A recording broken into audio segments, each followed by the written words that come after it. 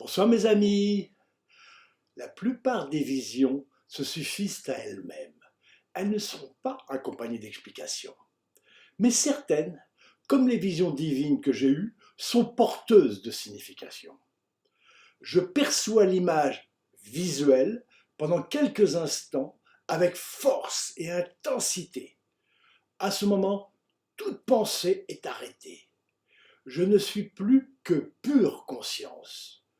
Mais ensuite, quand ma conscience redescend vers des plans plus humains, le message transmis par la vision se développe sous forme de pensées explicatives.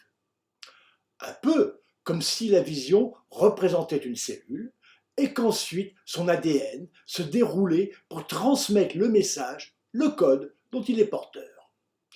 Ces pensées survenant après une vision sont à considérer avec précaution. Sont-elles réellement le reflet fidèle du message ou une construction, une adaptation du mental, de l'imaginaire, de l'intellect au niveau de compréhension du récipiendaire? Les visions de Bernadette Soubirous, par exemple, sont une démonstration de cette adaptation.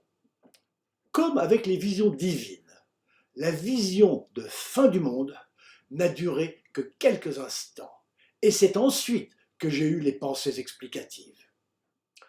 Je voyais la Terre comme d'un satellite. J'ai reconnu la mer Caspienne. Le choc se passe à sa gauche, vers l'ouest, dans une république anciennement soviétique disposant de l'arme nucléaire, où habite une forte minorité musulmane en conflit avec les autorités, comme en Tchétchénie. Un groupe de soldats musulmans, fous de Dieu, décide de commettre l'attentat ultime absolument imparable. Ils décident de se servir de bombes à hydrogène les plus puissantes auxquelles ils peuvent accéder.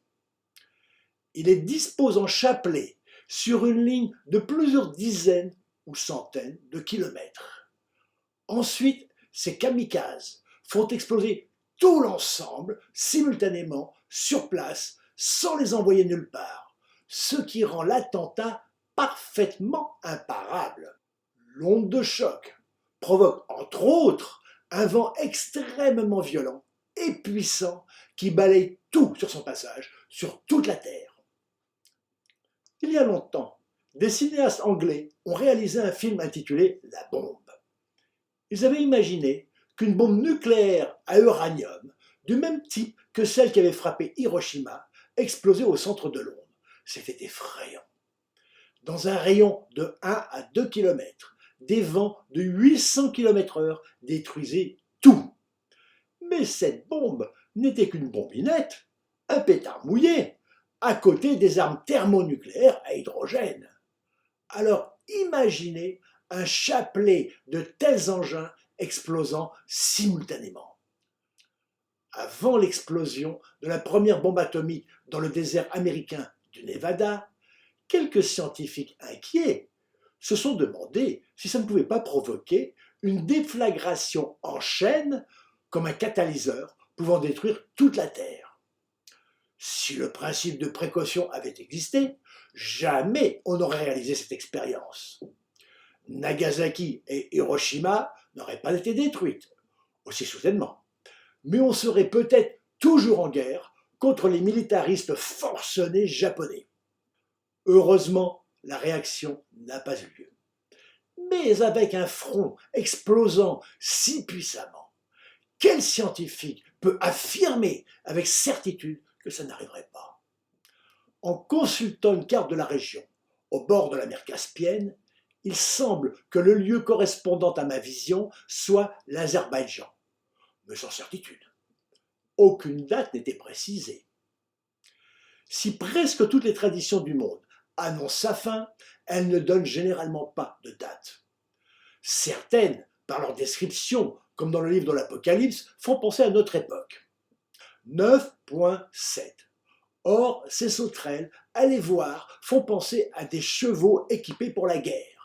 Sur leur tête, on dirait des couronnes d'or, et leurs faces rappellent des faces humaines. leurs cheveux des chevelures de femmes, et leurs dents des dents de lion, leur thorax des cuirasses de fer, et le bruit de leurs ailes, le vacarme de chars aux multiples chevaux, se ruant au combat. Elles ont des queues pareilles à des scorpions, avec des dards, et dans leur queue se trouve le pouvoir de torturer les hommes. Cette description fait penser à des hélicoptères de combat, avec des reflets sur les pales du rotor, les missiles, leur blindage. On se rappelle du film Apocalypse Now, qui se passait pendant la guerre du Vietnam, mais avec une version encore plus sophistiquée de ces armes mortelles, comme le tigre, dernier né de ces charmantes sauterelles. Une autre description, plus loin, fait penser à des chars d'assaut. 9.17. Tels m'apparurent en vision les chevaux et leurs cavaliers.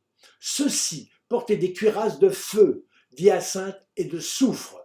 Quant aux chevaux, leur tête est comme celle du lion et leur bouche crache feu et fumée et soufre. 9.19. Car la puissance des chevaux réside en leur bouche. Elle réside aussi dans leur queue. Ces queues, en effet, ainsi que des serpents, sont munies de têtes dont elles se servent pour nuire. Si ces descriptions correspondent à notre époque, il s'agit quand même d'une période assez longue, depuis la guerre mondiale de 1914-1918 en ce qui concerne les chars. Quant aux hélicoptères, ils n'ont commencé à être opérationnels pour le combat qu'à partir des années 60.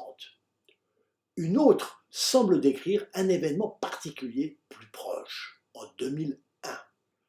10.1.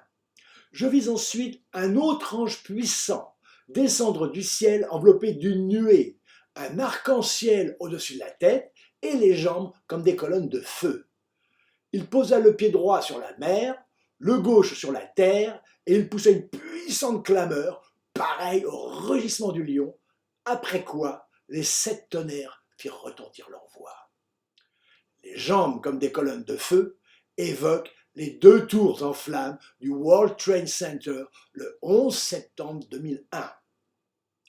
Avec des jambes pareilles, c'est assurément un ange puissant. Il descend du ciel comme l'avion qui les percuta. La nuée, la fumée de l'incendie. Les pieds au bord de l'eau, comme les tours sur l'île de Manhattan. La puissante clameur, le bruit de l'explosion des avions dirigés par les kamikazes. Les 7 tonnerres illustrent les grondements de l'incendie. Un film réalisé il y a quelques années, Koyaanisqatsi, reprenant un mot de la langue des Indiens Hopi d'Amérique du Nord, au Nouveau-Mexique, décrivait par l'image ce que leur tradition transmettait depuis très longtemps. Quand l'araignée aura fini de tisser sa toile, ce sera la fin du monde. Il était montré sur l'écran que cette toile symbolique représente tous les réseaux de communication et de transport, les routes terrestres, maritimes, aériennes et même spatiales, avec les satellites, les réseaux d'irrigation, de transport, de l'eau, du gaz, du pétrole, de l'électricité, les télécommunications, le téléphone, par fil ou portable, les radios, les télévisions, Internet, etc. Est-ce qu'il reste encore beaucoup de réseaux à constituer ? Certains, comme Nostradamus, se sont lancés dans des prophéties annonçant aussi cette fin. Mais elles sont tellement berlificotées qu'on leur fait dire n'importe quoi. Mais la fin du monde ne serait-elle pas plutôt l'ouverture vers autre chose ? Autre chose beaucoup plus beau que le monde que nous connaissons, s'annonçant chaque jour un peu plus en danger ? Le retour à la maison ? N'oublions pas que Jésus a dit que son royaume n'était pas de ce monde.